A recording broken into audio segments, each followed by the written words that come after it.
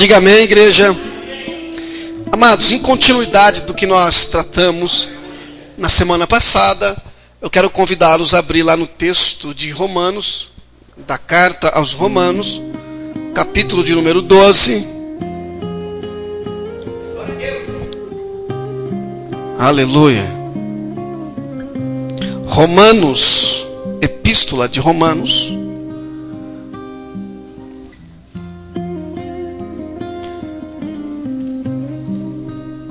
Aleluia. Capítulo 12.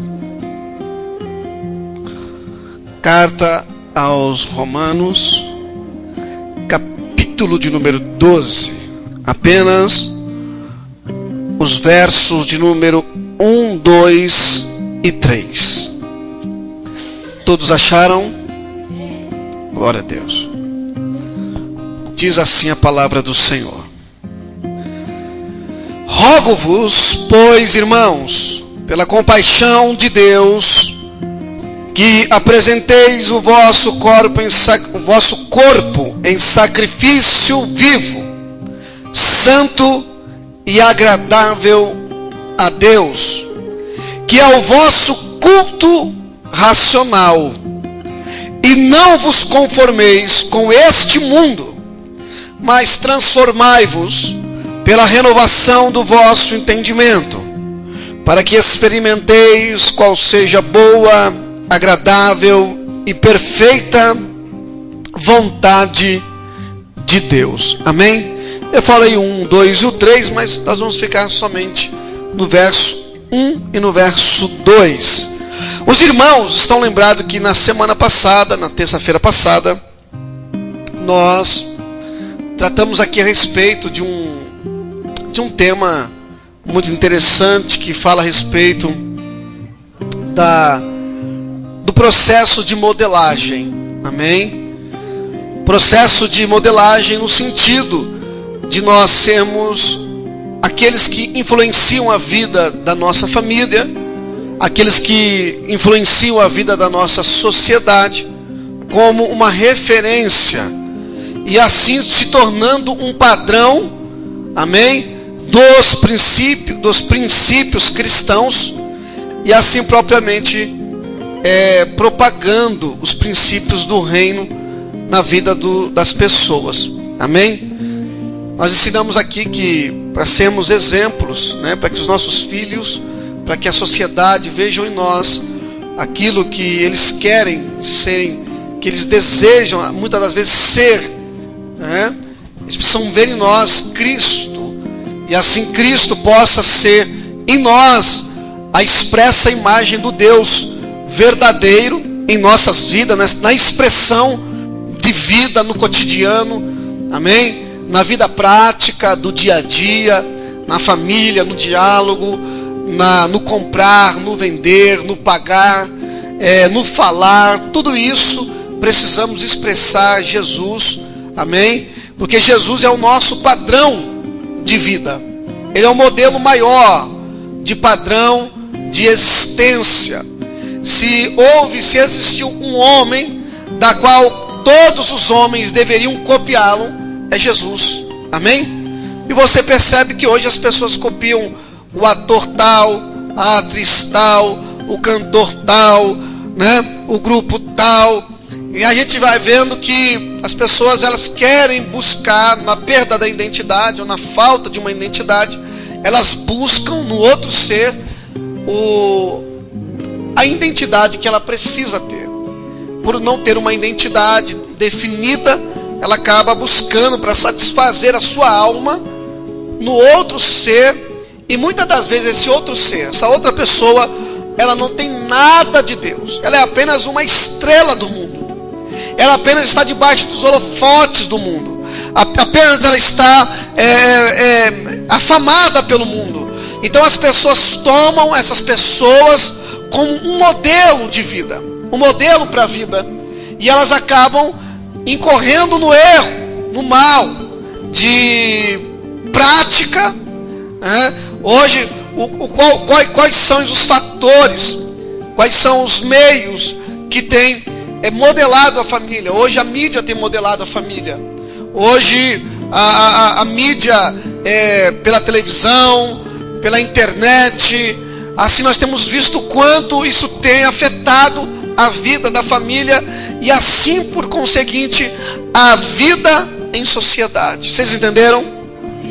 Então, processo de modelagem, de referência hoje no mundo é de forma negativa, não tem nada a ver com as sagradas escrituras, não tem nada a ver com a palavra de Deus. Vocês veem que o governo hoje eles querem implantar um modelo de família que não tem nada a ver com as escrituras. O modelo de família hoje está padronizado segundo o mundo. Amém? Hoje até nas certidões de nascimento eles querem mudar alguns requisitos, né, da certidão, onde não se pronuncia mais pai, né, ou mãe, é isso? Né? É isso? Como é que é? Nem pai nem mãe, né? Mãe, né? Eles querem colocar colocar isso dentro o padrão, o modelo de família que é aquilo que nós temos como tradicional, segundo as escrituras, eles querem tirar isso. Por quê? Porque eles estão andando, visionando as coisas para a família, para a sociedade, segundo o padrão do mundo. E a Bíblia diz que o mundo ele jaz em quem? No maligno. Então, todas essas pessoas que têm sido uma referência no mundo, elas não têm a referência de Cristo. Elas não se padronizaram segundo os princípios de Cristo. Elas se padronizaram segundo o princípio de Lúcifer, segundo o padrão de Lúcifer. Mesmo que isso incorra inconscientemente, mas é segundo a vontade e o desejo de Satanás, que elas estão, entre aspas, querendo adotar aquilo que acham que é bom para a sociedade, mas que de fato isso afeta, isso incorre contra Deus, contra a sua palavra, e afeta terrivelmente a nossa família, a família da nossa e a nossa sociedade. Amém? Então nós falamos isso na semana passada. Devemos tomar muito cuidado quem de fato tem sido as pessoas que têm nos influenciado, ou quem tem nos influenciado, e quais são os meios que têm nos influenciado. Amém? Se é a televisão, se é a internet, se é a mídia por meio da música, ou por meio de algum outro meio que não tem nada a ver com a palavra de Deus. Então temos que tomar muito cuidado. Por quê? Nós somos dotados de alma. Nós temos uma alma. Amém? Então, o que acontece? Nós somos dotados de uma alma. Deus nos dotou de uma alma. Amém? E de um espírito e de um corpo. Então, os anseios, aquilo que nós ensinamos aqui na semana passada, na terça-feira, a alma, ela deseja, ela anela, ela anseia. Ela quer ser e ela quer ter. Amém? E nessa busca de ter e ser, a alma para se determinar, a alma para se satisfazer, ela vai incorrer em todos os meios ilícitos para poder satisfazer a alma, né? O ser humano vai querer satisfazer a sua alma, então ele vai incorrer nos meios ilícitos. E por que ela vai incorrer nos meios ilícitos? Por mais que pareçam bom, às vezes a pessoa quer ter e ser por meio do trabalho. A pessoa quer trabalhar muito. E o muito trabalhar é bom. Aparentemente é. Porque trabalhar muito nos gera o quê? Dinheiro. Não é isso? Nos gera dinheiro. Trabalhar muito, pensar só em trabalho, ser uma pessoa oi? Não é dependente, não tão dependente. Existe uma palavra que expressa isso. Um escravo do trabalho, possa ser, mas oi? Viciado em trabalho. Tem uma expressão que denota, né? Aquela pessoa que incorre em ser somente oi? Não, dedicado não. Também serve. Até serve, mas olhando por um lado, existem pessoas que só pensam em trabalhar. Pastor, mas trabalhar não é bom? É bom. desde quando o trabalho não seja para nós um impedimento de nós servirmos ao Senhor. Não é de ir à igreja, de nós servirmos a Deus. Por quê? Se queremos trabalhar muito, é porque queremos mais dinheiro. E se queremos mais dinheiro, é porque queremos mais conforto. E se queremos mais conforto, queremos mais lazer, comodidade. E aí que mora o perigo, meu irmão. Por quê? Porque o nosso reino não é deste mundo. Trabalhamos sim para comer, para beber, trabalhamos para viver, trabalhamos até para ter um luxo, para ter um lazer, sim. Não é pecado o que eu estou falando. Agora, o excesso de trabalho, buscando o excesso de dinheiro, buscando o excesso de comodidade, é padrão mundano. Amém? Eu vou ensinar isso para você aqui hoje, mostrar isso para... Não estou falando para os irmãos que trabalham, que só trabalham.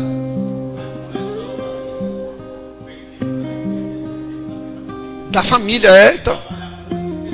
Esquece da família, é isso mesmo. É isso mesmo. Há uma história que circula na internet, nas redes sociais. Eu li esse há um tempo atrás, onde o filho, ele chega para o pai e pergunta para o pai quanto que era o dia de trabalho do pai.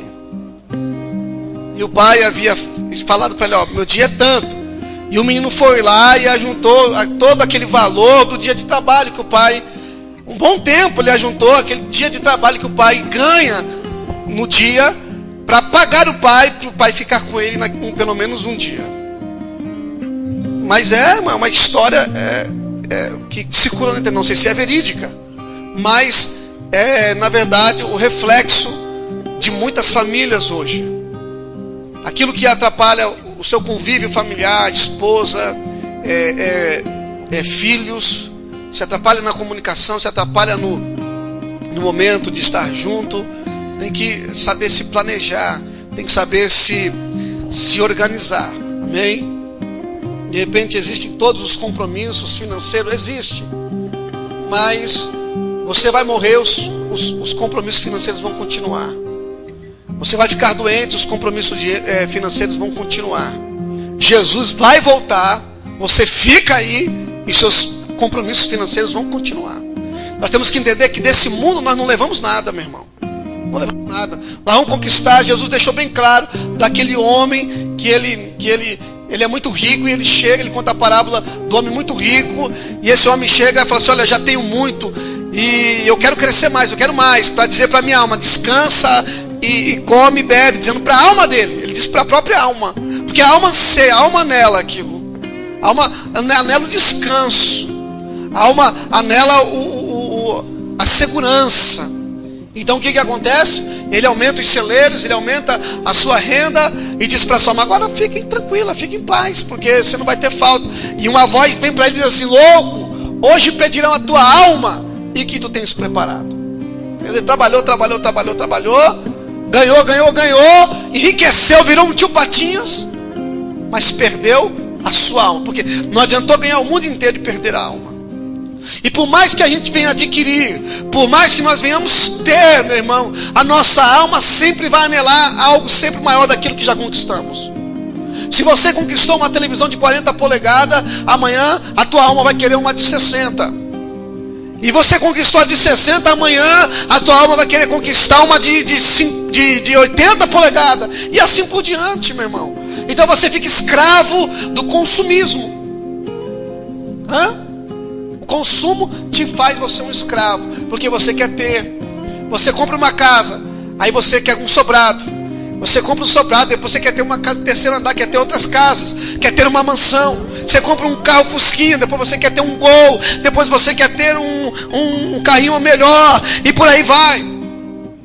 O homem que é rico compra um carro importado, mas depois quer uma Ferrari, depois quer outra melhor que a Ferrari, mas do ano atual, e nunca vai satisfazer a alma dele nem os anseios. Então o padrão mundano ensina isso para as pessoas se tornarem escravas dos desejos mundanos. Amém? Vocês estão entendendo, meu irmão? Então a nossa alma tem anseios, desejos, tá? E assim por diante. Aquilo que nós falamos da psique, né?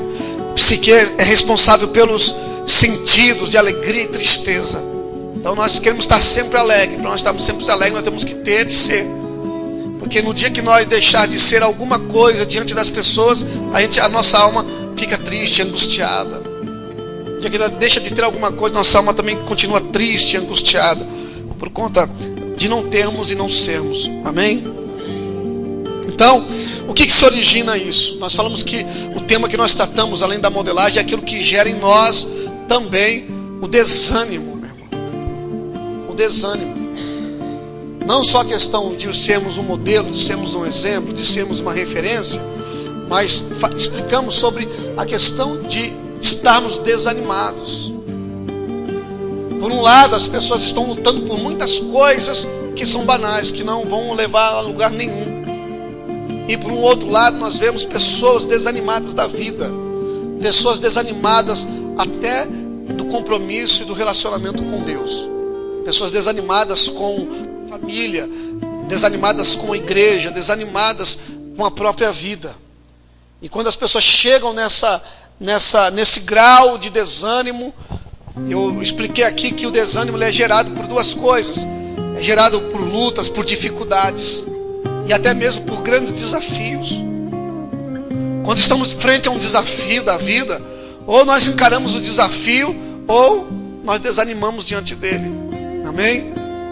Nem sempre um problema, ele é um problema, ele é uma oportunidade, meu irmão. Quando Davi chegou lá, no acampamento dos guerreiros hebreus, onde estava Saul e seus irmãos, ele ouviu os gritos de Golias, né? Golias estava ali humilhando o povo, dizendo: pelo menos tem alguém que possa lutar comigo, pelo menos aí, zombando do povo de Deus. E Elias ouviu aquilo e ficou indignado. Davi ouviu aquilo e ficou indignado. E ele se apresentou ao rei dizendo: eu vou lutar com um gigante. E ele falou assim: mas você é um jovem, você é um jovem do campo, ele é um homem de guerra desde a sua meninice, da sua juventude. Não, mas eu vou lá, eu vou lutar e vou vencer essa batalha. Ali ele viu uma oportunidade de ele lutar. Os homens de guerra estavam desanimados, diz a Bíblia. Diante daquela luta e daquele desafio, eles se desanimaram. Mas quando Davi chegou ali, ele falou: não, aí é a minha oportunidade. Por quê? Porque ele vivia não segundo o padrão do mundo, mas ele vivia segundo o padrão do reino de Deus. Ele sabia que pela fé ele podia lutar contra aquele gigante e vencer aquele gigante. Oi? Meu irmão, né? Chegaram lá na terra, viram gigantes, viram a terra, viram que a terra era boa, viram gigantes, desanimaram, e além de desanimaram os outros também. Então existem pessoas que também são assim, meu irmão. Elas se desanimam diante do problema, ou até mesmo diante de uma grande oportunidade que está sendo colocada diante dela, e quando ela chega, ela desanima os outros. Ela desanima a família, ela desanima no local de trabalho, na igreja. Eu não aguento mais. Ai, meu Deus, que vida, que situação. E a pessoa vai se desanimando. E quando não, uma pessoa que está alegre, está feliz com a vida, mas eu não consegui, você também não vai vencer, você não vai conseguir, porque eu passei por uma situaçãozinha menor que a sua e não venci. Então tu acha que você vai vencer uma maior do que a minha? Nós somos chamados para abençoar, meu irmão. Nós somos chamados para dentro da sua casa, para dentro do seu... Você é um modelo, você é um exemplo. Não é ficar levando desânimo: não aguento mais. Ai, meu Deus, estou desanimado, eu vou parar. Eu vou desistir. Eu não consigo, meu Deus. Tem que parar com esse tipo de fala. Isso não é fala de cristão. Eu nunca vi Jesus dizendo isso, meu irmão. Jesus estava diante da cruz para morrer por nós. Eu não vi Jesus desanimado. Porque ele falou assim: eu estou indo para Jerusalém, porque lá eu vou ser entregue aos sacerdotes, e o Filho do Homem vai ser humilhado, vai ser ridicularizado e vai ser crucificado. Você não vê Jesus desanimado. Pedro quis desanimar Jesus. Não, Jesus, não vai não. Faz bem, não permita esse mal acontecer com você não. Já pensou alguém? Olha só que interessante, meu irmão. Era para Pedro falar assim: Jesus, você está indo para Jerusalém para morrer? Estou indo para Jerusalém. Então vamos lá, Jesus. Vamos lá, vai lá, porque é para isso que você veio. Mas ele não, foi usado pelo maligno, meu irmão, desanimando Jesus. Falou: não, Jesus, não vai não, não faz esse mal contigo não, leva para trás de mim, Satanás, que me serve de escândalo. O interessante, irmão, que a gente denotamos a palavra escândalo. O que você entende como escândalo? Oi? Barraqueiro? Escandaloso?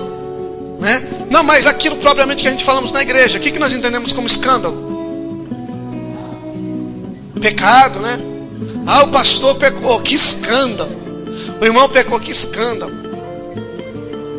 Irmão, peraí. Só escândalo quando o pastor peca? Só escândalo quando a igreja peca? Quando o irmão peca? Não. Todos nós estamos sujeitos ao pecado. Todos nós pecamos, todos nós falhamos. E todos pecaram e destituídos foram da glória de Deus. Todos pecaram. E isso é fato, irmão. Na caminhada cristã, nós vamos ter de vez em quando deslizes morais, espirituais, que são pecados. Não tem ninguém blindado de ferro aqui não, dizendo que não, eu consigo vencer. Não tem como, meu irmão. Não tem esse negócio não. Tá? Agora, escândalo, a palavra escândalo, ela na verdade, o que significa ela? Escândalo é tudo aquilo que faz alguém tropeçar.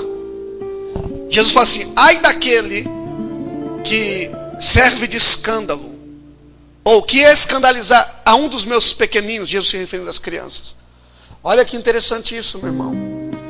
Escândalo está muito ligado no processo, é pecado sim, mas muito ligado no processo de modelagem, tá?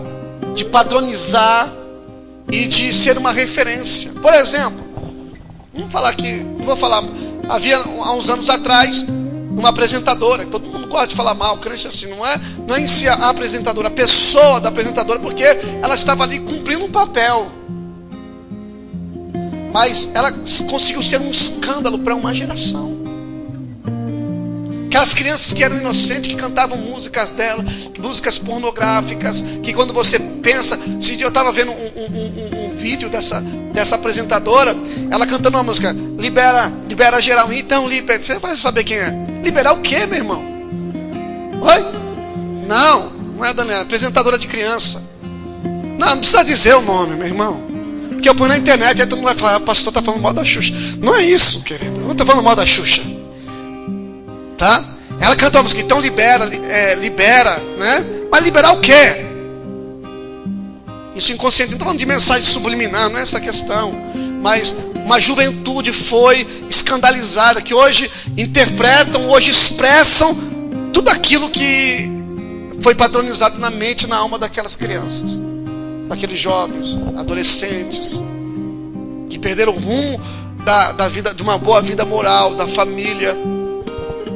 Então não estou falando só desta apresentadora, estou dizendo de uma categoria de pessoas que representaram a sociedade, o mundo das celebridades, que se tornaram um escândalo para uma geração.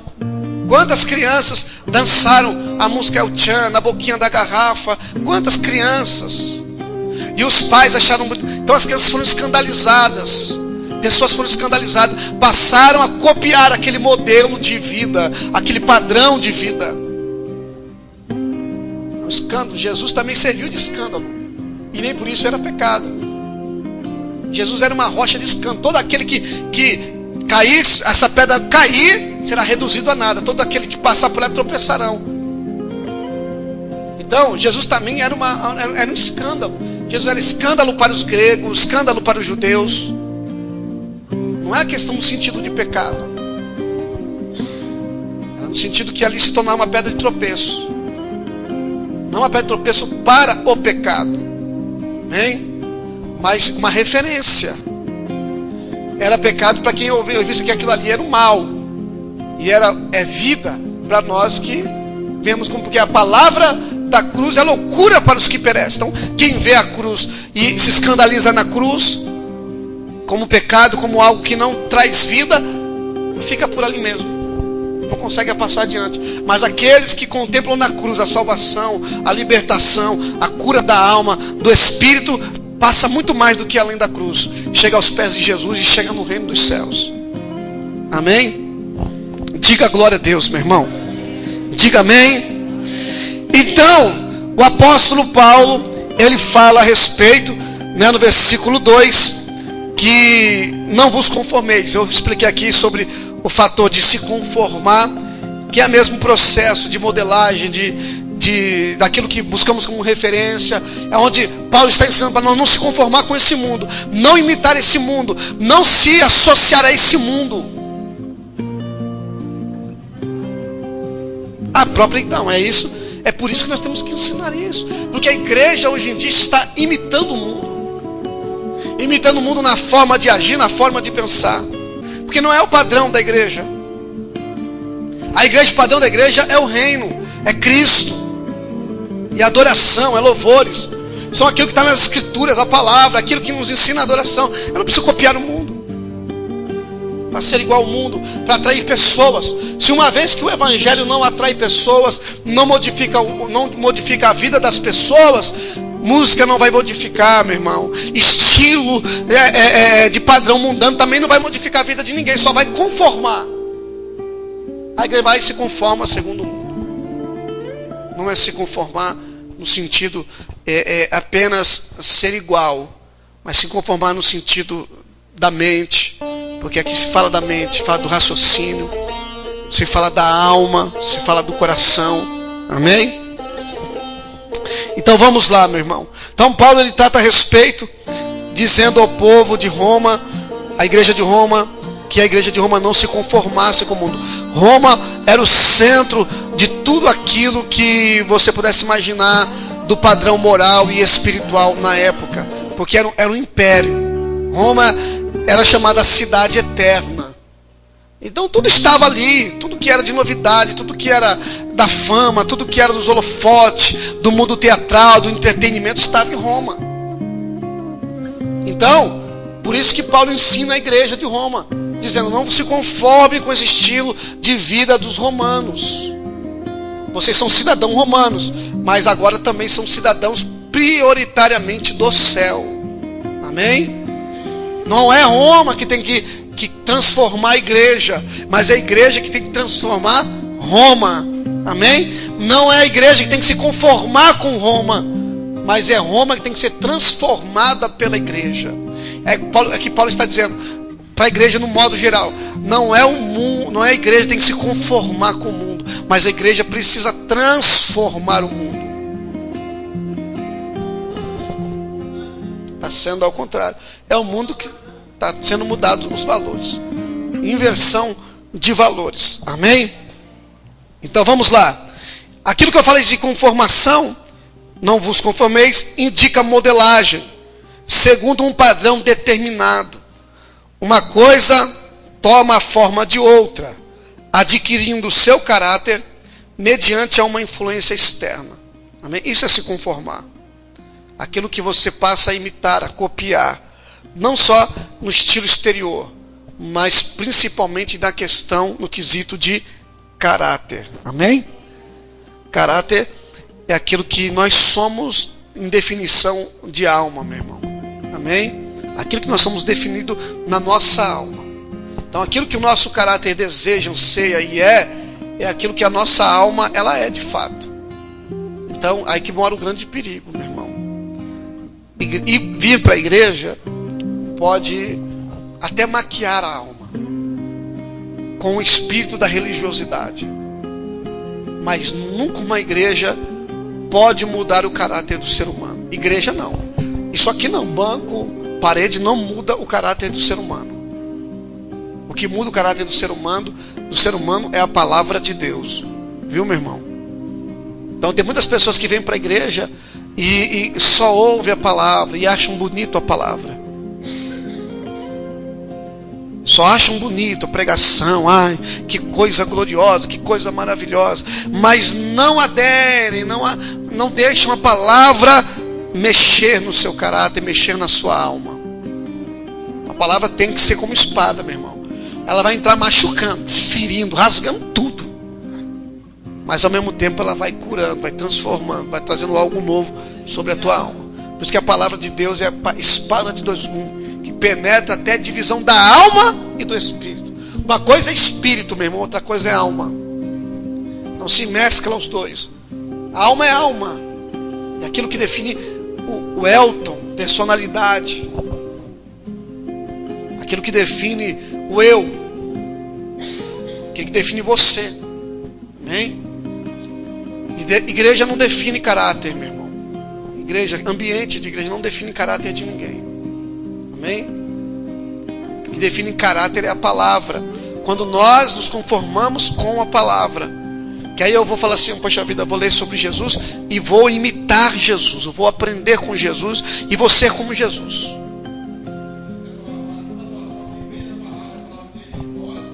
Pedireis o que quiser. Aí você pode. Por que muitas das vezes a gente pede e não recebe? Porque a gente pede mal. Pede para os nossos próprios deleites, como diz a palavra. Combateis e não conquisto. Porque combatemos, lutamos nessa vida, nesse mundo, para conquistar as coisas, mas não conquistamos. Por quê? Porque a alma nunca vai satisfazer com as coisas do mundo.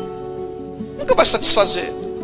Você conquista uma coisa, depois quer conquistar outra. Então, e conquistamos para os nossos próprios deleites. Por isso que há uma guerra entre nós. Então, a alma vai estar sempre em guerra com o espírito também. Então, por isso que nós temos que definir nosso caráter na palavra de Deus, buscando como padrão e referência a Jesus Cristo. Amém? Eu tenho ensinado isso aqui muito, tenho falado para os irmãos, não é para ser igual o pastor André, não é ter o trejeito do pastor André, ou do A, do B, não. Existem muitas coisas que podem ser adquiridas, imitadas, que podem ser acrescentadas da minha vida para a sua vida e até da sua vida para a minha vida. Existem muitas coisas. Fator de personalidade, fatores de mais. O principal, nós temos que transmitir é o nosso caráter para as pessoas. Amém? E uma vez que eu preciso transmitir o meu caráter para vocês, eu tenho que buscar na fonte também. Por isso que Paulo fala assim, sede meus imitadores. Paulo está se colocando como um padrão, como alguém que se coloca como exemplo, como modelador, como referência para alguém. Ele diz assim, olha, sede meus imitadores como eu sou de Cristo. Então ele podia dizer isso com muita propriedade, porque ele imitava alguém. E esse alguém não era César, não era os homens do mundo, não eram as pessoas afamadas, não eram os grandes gladiadores de Roma, não eram os grandes governadores como Herodes e outros, não. Paulo imitava a Jesus. Então ele disse, sede meus imitadores como eu sou de Cristo. Amém, irmãos? Então, processo de modelagem, nós temos que ter um padrão, um exemplo, uma referência, Cristo. E a igreja precisa ser esse reflexo, essa referência para a nossa sociedade, para a nossa geração. Desde quando a igreja imite a Cristo. E o que é imitar a Jesus, meu irmão? É ser barbudo, cabeludo? Botar uma túnica igual o Henrique Cristo? Hã?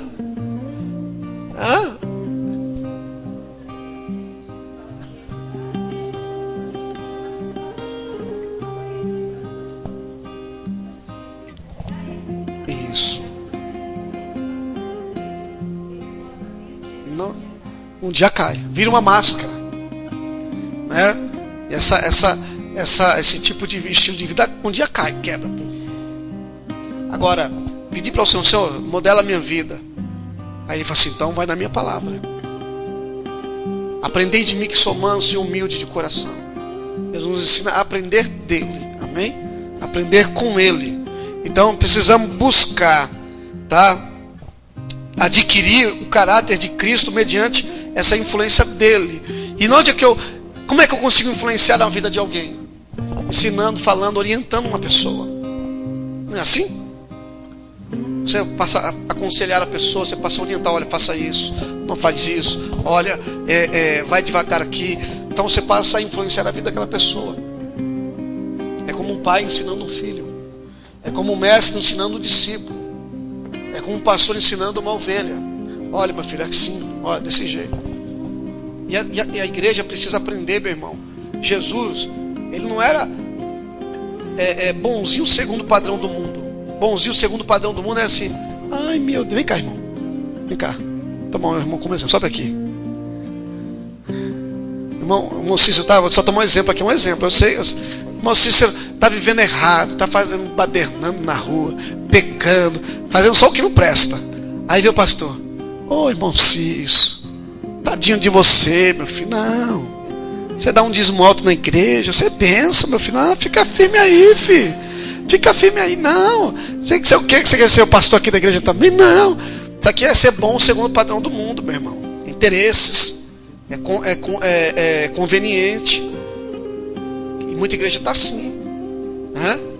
Amém? Obrigado, tá, filho? Mas com Jesus não, meu irmão. O camarada está fazendo, ele vai falar: você está errado, rapaz. Converte. Não peques mais. Isso é amor. Jesus está ensinando por amor. Igual o jovem rico, chegou lá todo cheio de pompa. Bom mestre, o que farei para herdar a vida eterna? Cheio de interesse das coisas de Deus, meu irmão. Aí Jesus aqui, a Bíblia diz que Jesus amou ele. Quando Jesus olhou para ele, a Bíblia fala isso. E Jesus amou ele. E pelo fato de Jesus amar ele, meu irmão, quando a Bíblia fala amor, peraí, você quer entrar no reino? Cumpre os mandamentos, filho. Quais são? Não matará, não roubará, não dará falsos testemunhos, honrar teu Deus, honrar teu pai, mas isso aí eu faço desde criança. Ele fazia tudo aquilo. Ele era um religioso só, irmão. Ele, na prática moral, ele era um religioso. Ele fazia para agradar, ele fazia para mostrar para todo mundo que ele fazia certo. Aí Jesus falou assim: mas te falta uma coisa, meu filho. Qual? Larga tudo que você tem, vende tudo, dá aos pobres. Aí você terá o tesouro no céu e você vai ganhar a sua alma. Aquele jovem saiu pela direita, pela invasiva, triste, resmungando. Eu pensei que esse homem ia dizer, ia me elevar, ia me colocar lá no alto, eu não falo, mas Jesus poderia fazer: rapaz, vem para o meu ministério aqui, rapaz, fica aqui comigo, você é rico, você vai me ajudar muito, eu preciso evangelizar lá em Cafarnaum, eu preciso lá em Samaria, eu preciso ir lá depois dos confins da terra, ser o cara bom para ficar do meu lado, ser um discípulo, ser até um apóstolo. Não estava bom, irmão? Você tem dinheiro aí para investir na obra e no ministério. Não estava bom? Mas eu falei: não, rapaz, larga tudo que você tem, dá para os pobres. Aí você vai ter um tesouro no céu. Ele saiu fora, meu irmão, querendo saber mais. Então, o amor de Cristo fez com que Jesus confrontasse ele. Então, irmãos, a igreja precisa aprender o quê? Saber diferenciar o que é confrontação, enraizada no amor, e afronta. As palavras até parecem igual. Confronto e afronta. Quem te afronta não te ama. Quem te afronta quer te envergonhar, quer te humilhar, quer te expor. Mas quem te confronta quer o seu bem. Tá dizendo: você está errado, você precisa melhorar, você precisa se acertar, você precisa amadurecer, você precisa crescer espiritualmente, você precisa ler a palavra, você precisa orar, você precisa se converter. É porque quer o teu bem. Isso é confrontação. Agora, irmão, quem não te ama vai te afrontar, vai te condenar, vai te julgar, vai te humilhar. Confrontação não, amém? Então, tem muita pessoa que não suporta a confrontação. A igreja precisa aprender a ser confrontada. Está andando errado, se o pastor chamou a atenção, se o pastor pegou no pé, é porque quer o bem. Porque se ele não ama a sua alma, ele vai bater nas tuas costas e vai dizer: não, fica tudo bem, está tudo em paz. Anda do jeito que está, fica do jeito que está. Aí você vai ver, irmão, para onde vai a sua alma. Amém? Isso é padrão mundano.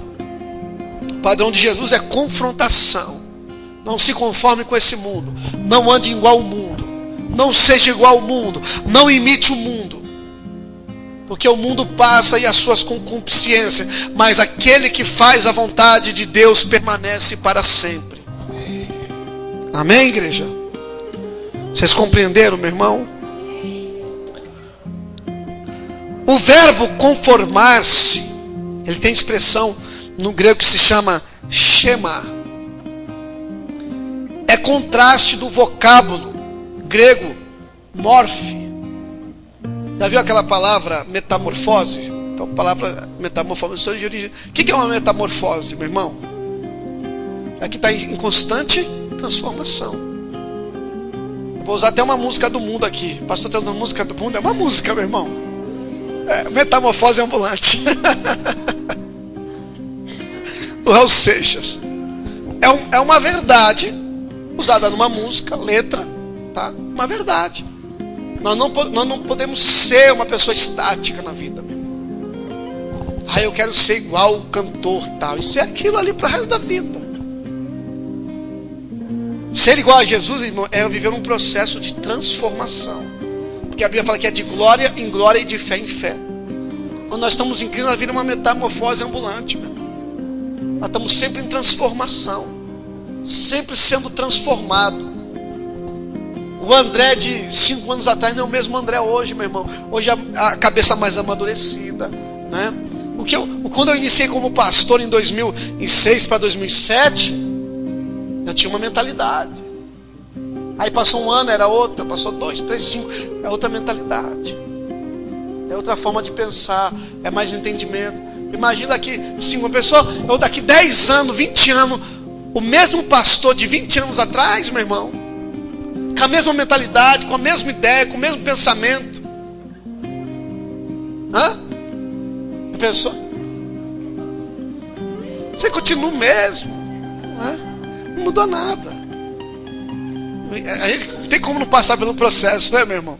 Da metamorfose. O camarada começa magrinho, casa, aquele esqueleto, né? Passa 5, 10 anos, que barrigão assim. Né, Zé? Não era magrinho. O Elton aí. O Hugo daqui uns dias. E vai engordando. É mudança, não tem como não mudar. Perde cabelo, né? Vai ficando careca. Amém? Então, a palavra que se origina da metamorfose é a palavra morfo, que é a raiz da palavra transformar. Amém?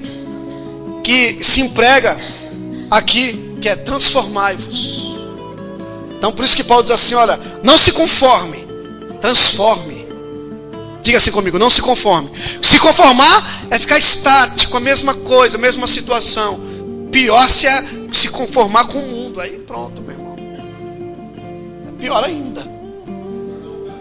Se torna um casulo. Não, se fosse um casulo estava bom. Porque se uma largata num casulo está em estado de metamorfose. Entra uma largata e sai uma borboletinha brilhante, bonitinha, batendo as asas e voando, meu irmão. Olha que benção. Metamorfose. Né? Agora, ficar parado, a mente não evolui, não cresce, o espiritual não cresce. Então a pessoa vive desanimada. A pessoa que não cresce vive desanimada pro resto da vida. Está sempre desanimada. É sempre o mesmo, sempre a mesma situação. É sempre o mesmo problema. É sempre, não conseguiu vencer esse problema, não conseguiu vencer essa, porque não mudou. Porque não cresceu, porque não amadureceu. Então vive naquele mesmo problema, naquela mesma situação. E por que está vivendo na mesma problema, na mesma situação? Porque não buscou aqui, no padrão de Cristo, da sua palavra, que tem ensinamento para todas as áreas da vida, meu irmão. Diga amém, diga glória a Deus. 2 Coríntios capítulo 3, versículo 18 diz assim, vamos lá. 2 Coríntios capítulo 3 e verso 18. Olha só que tremendo. É Bíblia, meu irmão, não tem como a gente ficar a mesma coisa. Lê aí alguém para mim aí, depois eu vou ler. Um irmão lê. 3 e 18. 2 Coríntios 3 e capítulo 18.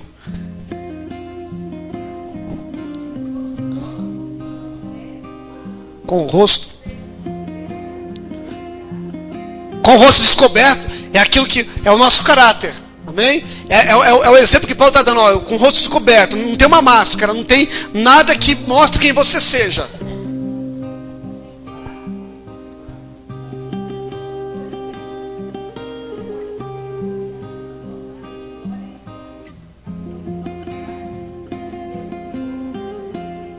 Amém? Outra versão para mim.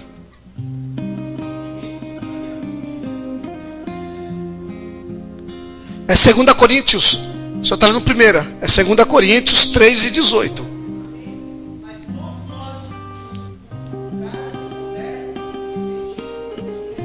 Isso.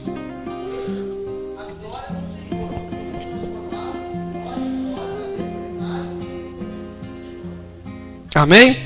Está aí o verbo morphe, em grego, mesma expressão. Somos transformados, metamorfose, de glória em glória, até chegarmos ao quê? A imagem e semelhança do Senhor. Amém? Então, irmão, não tem um crente, eu vou ser o mesmo até a eternidade. Não, meu irmão. Você está sendo transformado de glória em glória, até chegar à imagem e semelhança do Senhor, tanto físico como moral e espiritual e caráter. A palavra, quando Paulo diz sede meus imitadores, a palavra que está ali, imitador de Cristo, é caráter no grego, que é a mesma expressão caráter. Amém? Então nós estamos sendo transformados no caráter de Cristo. Diga glória a Deus. Diz amém, meu irmão. Aí ele diz assim: não se conforme, não fique o mesmo, não se conforme igual ao mundo, seja igual às pessoas do mundo, ao padrão do mundo, às referências do mundo. Seja igual a Cristo, para que sejamos transformados. Só pode transformar quem é transformado, meu irmão. Como é que eu vou transformar o mundo se eu não sou transformado? Se eu não sou transformado é porque eu já estou conformado. Amém? Se eu não sou transformado é porque eu sou conformado. Mas se eu sou transformado, o mundo aonde eu estou, aonde eu habito, minha família, meu trabalho, minha sociedade é afetada pela minha vida. É transformado, as pessoas se convertem, pessoas vêm aos pés de Jesus, pessoas passam a adorar a Deus, porque eu passo a ser um agente transformador, porque a glória de Cristo está refletindo em mim.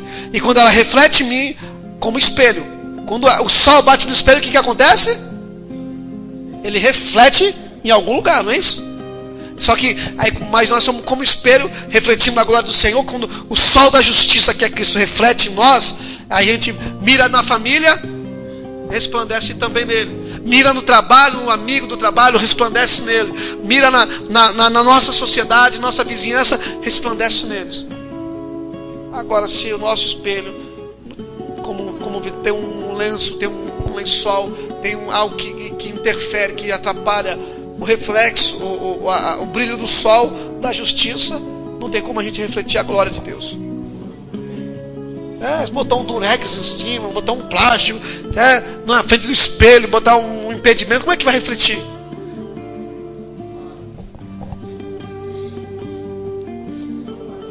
Então, é isso aí.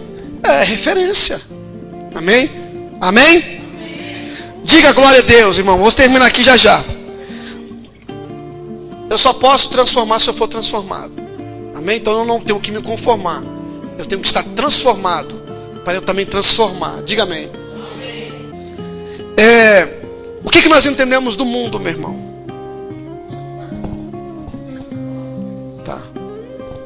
Agora tem pessoas que pensam que o mundo, o que é o mundo? O mundo é a bola azul, né? Que a gente vê do espaço, que o astronauta vê. O globo terrestre. É o mundo, não é o mundo? Não é isso que a gente entende que é o mundo? Mas é o mesmo mundo que Paulo está falando aqui? Oi? O mundo também, né? Isso é um sentido bem filosófico. Mas o que eu entendo de mundo? É aquilo que eu entendo como globo terrestre ou como o sistema, a construção, como o nosso irmão está falando, de um sistema de vida, sociedade. O que Paulo está dizendo? Não vos conformeis com o mundo. Ele está falando, padrão de princípios da sociedade, de ética, de vida. Isso é o mundo. Amém? E por mais que bom que seja, por mais boa que seja, muitas das vezes o que está por detrás não é bom, não tem nada a ver com Cristo.